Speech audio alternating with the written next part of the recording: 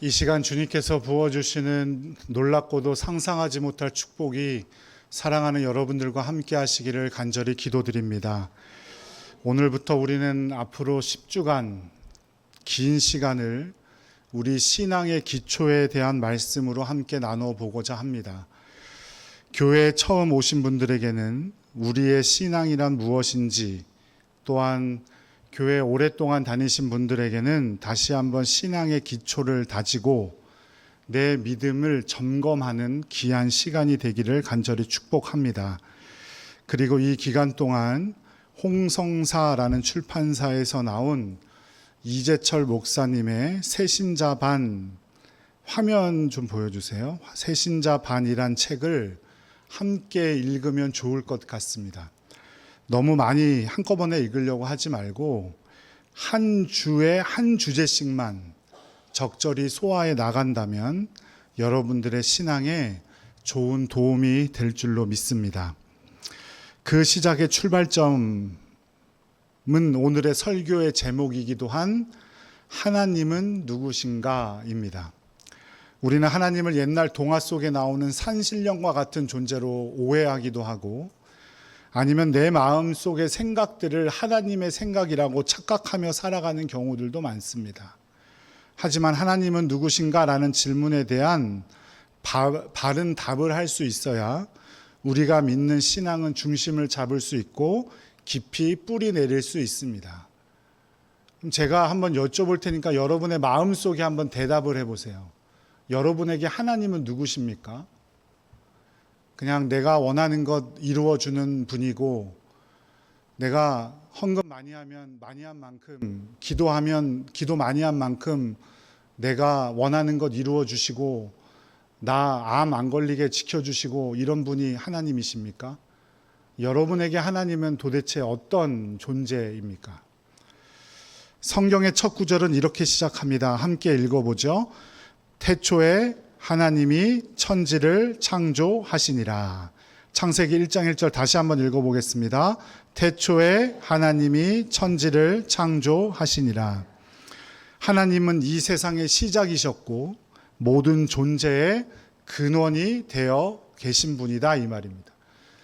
저와 여러분이 여기 앉아 있을 수 있는 이유 바로 하나님 때문이고, 내가 여기에 살아 있을 수 있는 이유 바로 하나님 때문이라는 의미입니다.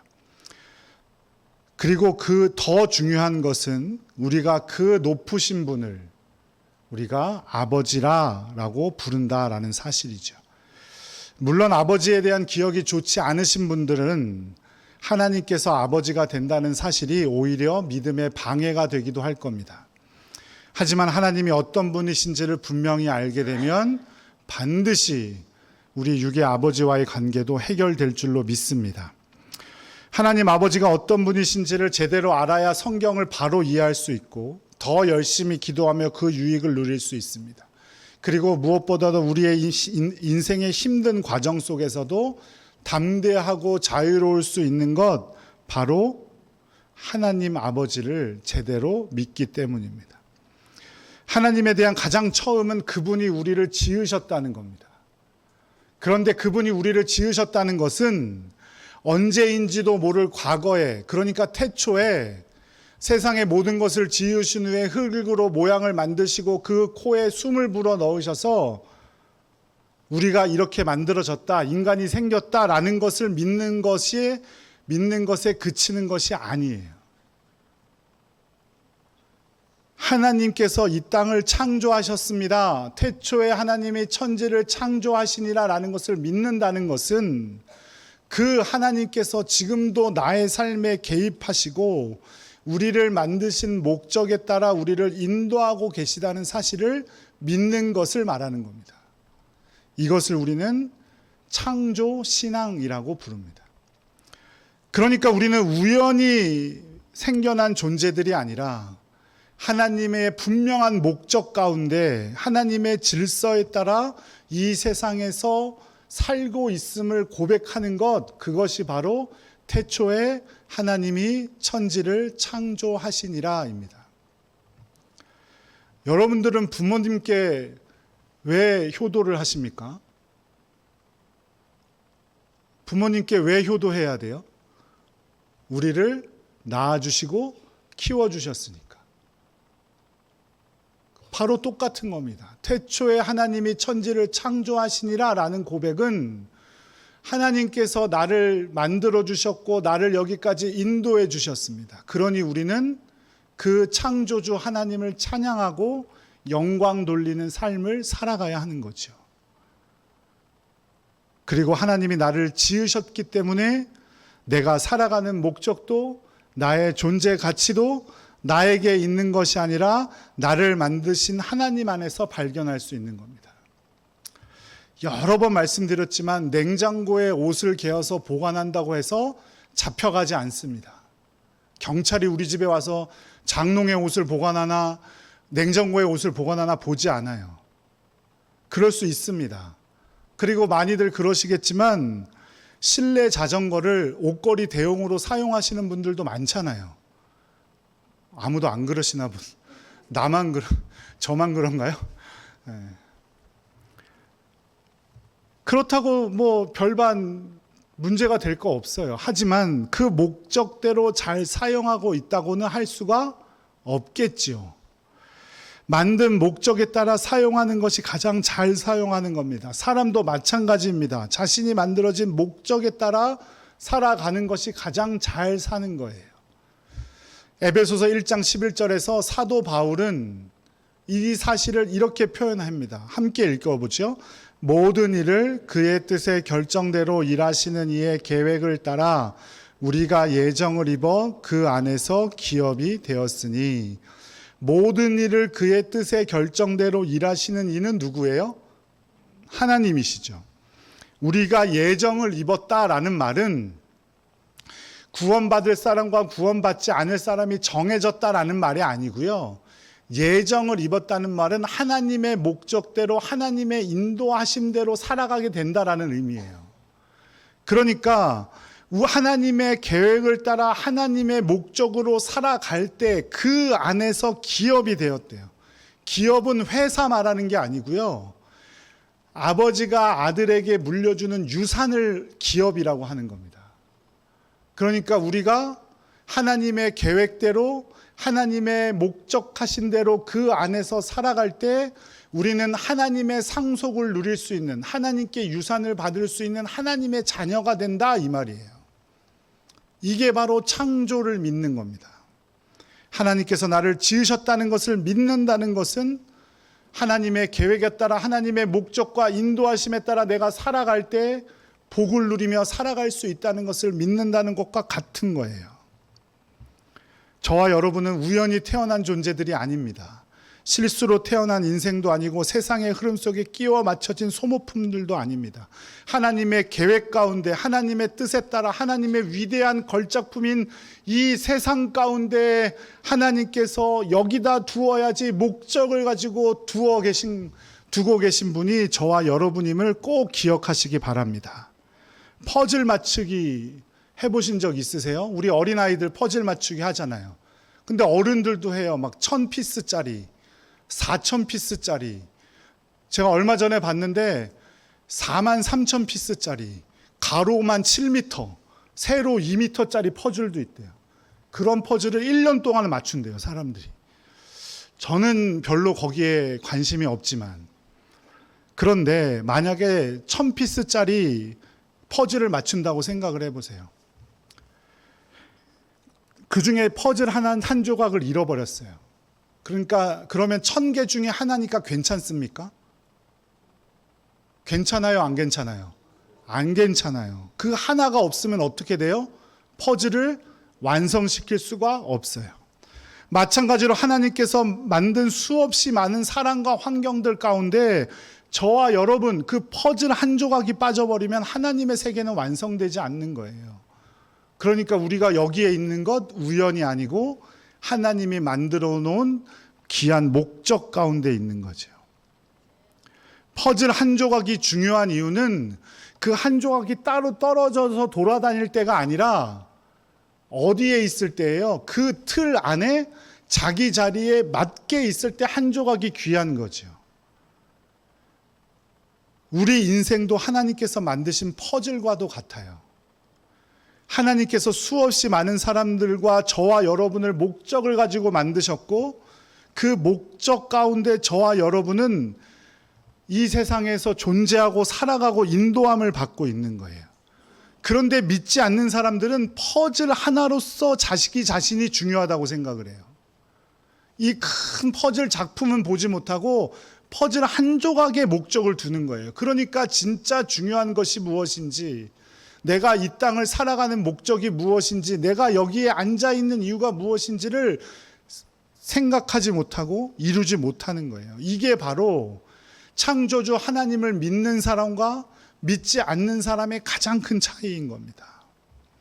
믿는 사람들은 자신의 인생의 가치를 그래서 하나님께로부터 찾아요. 자기 삶을 그만큼 가치 있고 중요한 존재로 여긴다는 거지요. 하나님께서 저와 여러분을 창조하시고 분명한 목적과 계획 안에서 우리의 삶을 인도하고 계심을 믿으시기 바랍니다. 그것이 바로 하나님은 누구신가, 하나님은 창조주 하나님이시다라고 고백할 때 우리가 깨닫게 되고 알게 되는 귀한 가르침입니다. 둘째로 하나님은 사랑이십니다. 요한일서 4장 8절과 16절에 보면 사도 요한이 하나님은 사랑이시라라고 기록하고 있어요. 하나님께서는 저와 여러분에게 사랑을 주시는 분입니다라고 기록하지 않고 하나님은 사랑이시다라고 기록하고 있어요. 하나님의 존재 그 자체가 사랑이시고 하나님의 모든 행동이 사랑의 행동이라는 뜻이에요. 이 세계를 창조하신 목적도 사랑이고 우리를 인도하고 계신 이유도 사랑이라는 뜻입니다. 하나님께서는 우리가 죄인이라는 이유로 벌 주시는 분이 아니라 우리가 죄인임에도 불구하고 먼저 사랑해 주시는 분이다라는 뜻이에요. 죄의 대가는 죽음밖에 없죠. 우리는 모두가 죄인입니다. 죽을 수밖에 없는 사람들이었어요. 그런데도 불구하고 하나님께서 우리를 너무나 사랑하셔서 스스로를 죄의 대가로 내어주시기로 작정하신 거죠. 그래서 이 땅에 오셔서 십자가에 달리시고 저와 여러분을 너무나 사랑하셔서 자신의 목숨을 우리의 죄의 대가로 내어주셨어요. 장기 기증을 한 사람들의 이야기 우리에게 큰 감동을 주죠. 한 사람의 목숨이 5명을 살렸습니다. 4명을 살렸습니다. 이런 기사들 종종 보면 야 대단하다 이런 생각 들잖아요. 그죠? 우리나라 국민들한테 여론조사를 해보면 장기 기증에 찬성한다는 사람들이 90% 정도가 된대요. 그런데 실제로 그 90% 중에 장기 기증을 실제로 등록한 비율은 채 50%가 되지 않는데요. 그리고 실제로 장기 기증을 하는 사람은 등록한 사람들 중에 1%밖에 안 된대요. 장기 기증 이야기에는 감동을 받기는 하지만 실제로 장기 기증까지는 이르는 사람은 1%밖에 안 돼요. 물론 몸과 이렇게 상황과 이런 것들도 다 있지만 저도 30년 전에 장기 기증을 등록했거든요. 근데 딱 한 번 연락 받았어요. 그래서 골수를 이식해 줄 수 있겠냐? 하겠다. 저희 아내와 상의하고 하겠다. 교회에다가 2박 3일 휴가를 내고 그런데 이틀 전에 전화 왔어요. 그 환자분께서 몸 상태가 너무 안 좋아지셔서 할 수가 없는 상황이라고. 그래서 못했어요. 그러니까 1% 하는 거 아주 적은 이유죠. 하지만 장기 기증을 해줬다고 해서 그 사람의 죄가 사라지는 게 아니에요. 장기 기증을 받은 사람은 영원히 삽니까? 그렇지 않아요. 감동적인 이야기로 우리를 영원히 살 수 있게 하는 건 아닙니다. 우리를 영원히 살 수 있게 하는 것 하나님의 사랑이심을 꼭 기억하시기 바랍니다. 우리는 잘못할 수도 있고 연약해서 흔들릴 수 있어요. 하지만 그때에도 하나님은 조건 없이 우리를 붙드시고 우리와 함께 하시는 분인 줄로 믿으시기 바랍니다. 시편 23편 4절 5절 함께 읽어보도록 하겠습니다. 내가 사망의 음침한 골짜기로 다닐지라도 해를 두려워하지 않을 것은 주께서 나와 함께 하심이라. 주의 지팡이와 막대기가 나를 안위하시나이다. 주께서 내 원수의 목전에서 내게 상을 차려주시고 기름을 내 머리에 부으셨으니 내 잔이 넘치나이다. 하나님께서는 음침한 골짜기로 우리가 다닐 때에도 우리를 지키시는 분이시고 내 원수의 목전에서 큰 잔치상을 차려주셔서 원수로부터 부러움을 받게 만드시는 분이고 내 머리에 기름을 부으셔서 하나님의 자녀로 삼아주시는 분임을 기억하시기 바랍니다. 왜 그렇게 하십니까? 사랑이시기 때문이에요. 그 사랑은 견디다 못해 자신 스스로를 우리를 위해 주셨어요. 사랑하면 어떻게 될까요? 사랑하면 주게 되어 있어요. 선물도 주고 자신의 소유도 주고 그러다가 하나님께서는 자신의 목숨까지도 내어주셨습니다. 주다 못해 자신의 목숨까지도 주셨어요. 하지만 다른 신들, 특히 무속신앙에 말하는 거 보세요. 신이 사람에게 끊임없이 요구합니다. 그래서 제사나 구슬 지낼 때 뭐 하라 그래요? 돈 내라 그러죠. 또 이 부적이 너를 지켜줄 거야 하면서 공짜로 줍니까? 아니에요. 돈 받아요. 하지만 하나님은 우리에게 끊임없이 주시기만 하시는 분입니다. 우리를 너무나 사랑하시기 때문이에요. 사도행전 17장 25절 후반절 말씀만 한번 읽어보겠습니다. 이는 만민에게 생명과 호흡과 만물을 친히 주시는 이심이라. 하나님께서는 우리를 너무나 사랑하셔서 먼지와도 같은 우리들에게 자신의 생명과 호흡을 불어넣어 주셔서 생명이 되게 하셨다라고 말씀하고 있습니다. 우리 인간과 영원토록 살기를 원하셨기 때문에 그래서 만물을 지으시고 제일 나중에 인간을 창조하신 거예요. 아무것도 없는 혼돈의 바다에 인간을 그냥 덩그러니 떨어뜨려 놓으신 것이 아니라 인간이 살 수 있는 모든 환경을 만들어 놓으시고 인간을 창조하셨어요. 그리고 그것도 모자라 에덴 동산을 지으시고 그 안에서 영원토록 하나님과 함께하기를 원하셨어요. 왜요? 우리를 너무나 사랑하셨어요. 여러분들은 사랑하는 사람이 있으면 자꾸 안 만나고 싶어지십니까? 사랑하는 사람이 있으면 자꾸 만나고 싶어지십니까? 어떠세요? 안 만나고 싶으세요? 만나고 싶으시죠. 그래서 에덴 동산 만들어 주신 거예요.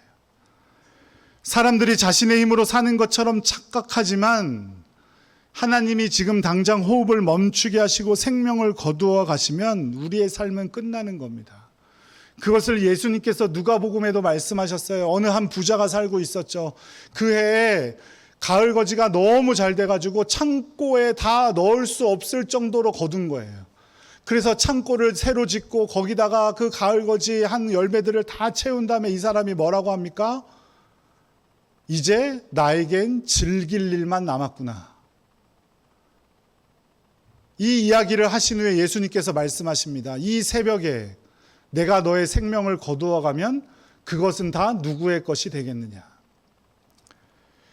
저와 여러분이 살아있다는 것 자체가 하나님의 사랑이며 그리고 이 자리에 앉을 수 있다는 사실 자체가 사랑임을 믿으시기 바랍니다. 그것을 믿는 사람들은 그 누구도 교만해질 수 없습니다. 함부로 말할 수 없습니다. 하나님의 사랑을 알기 때문이죠. 그러니까 하나님은 사랑이십니다. 혹은 하나님의 본성은 사랑이십니다라는 고백은 따뜻해 나에게 위로가 된다 정도의 감정의 고백이 아니라 우리의 모든 것을 하나님께서 주셨음을 고백하는 놀라운 믿음의 고백임을 꼭 기억하시기 바랍니다.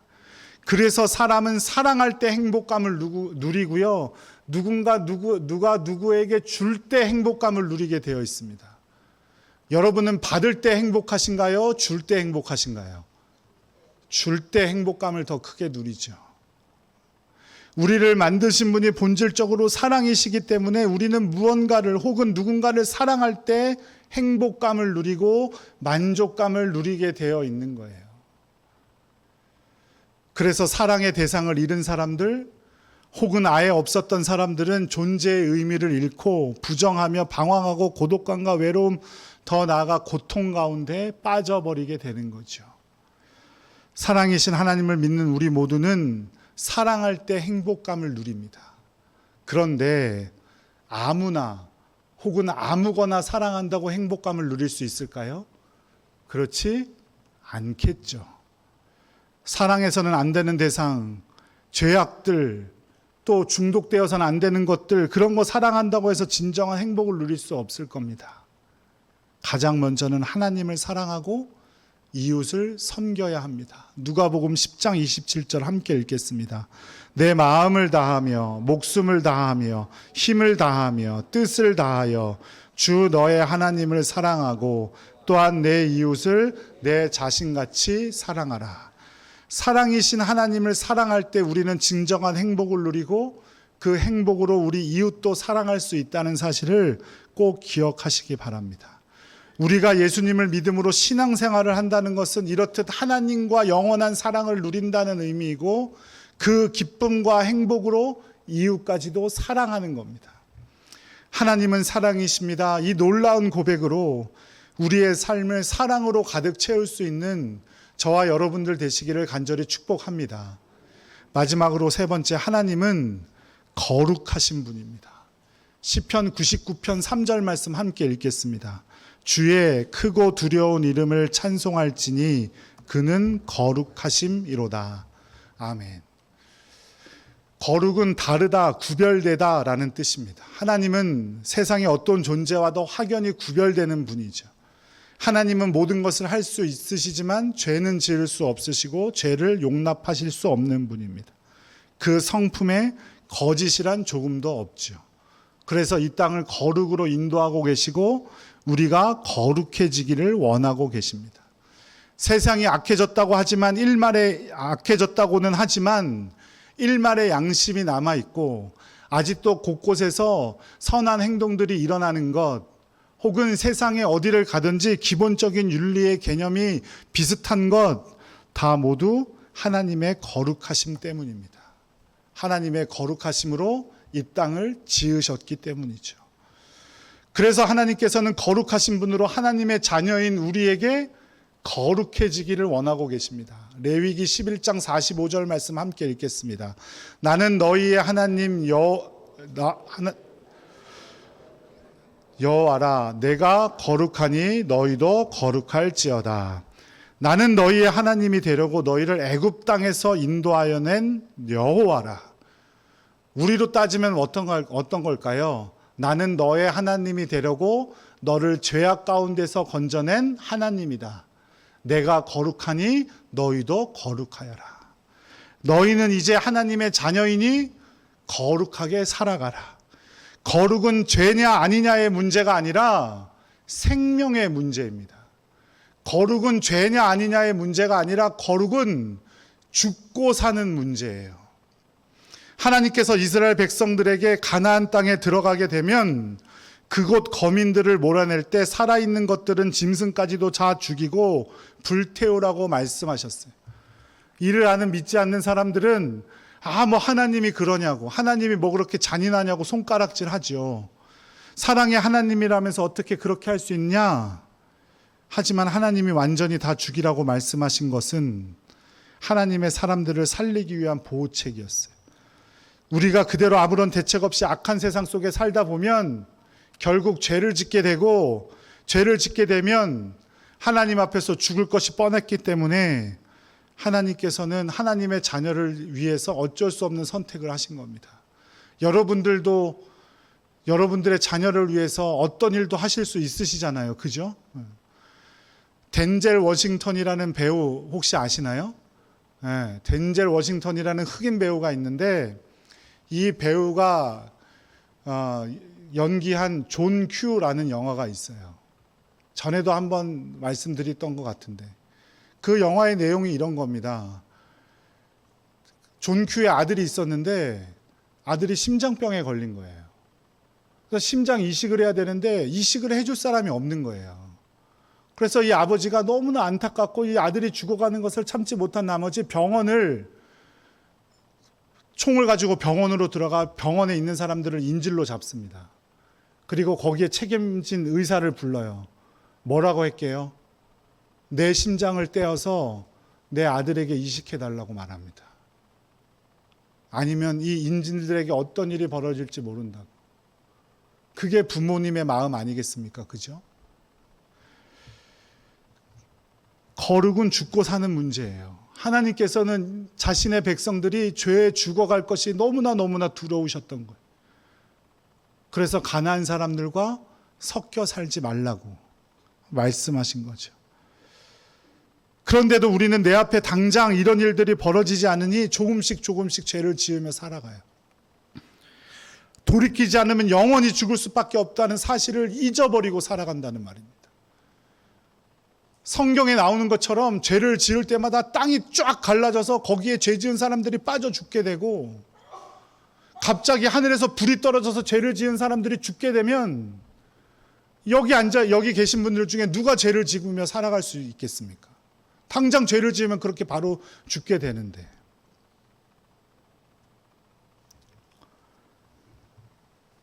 다시 한번 말씀드리지만 거룩은 죽고 사느냐의 문제예요. 하면 되고 안 해도 말고의 문제가 아니란 말입니다.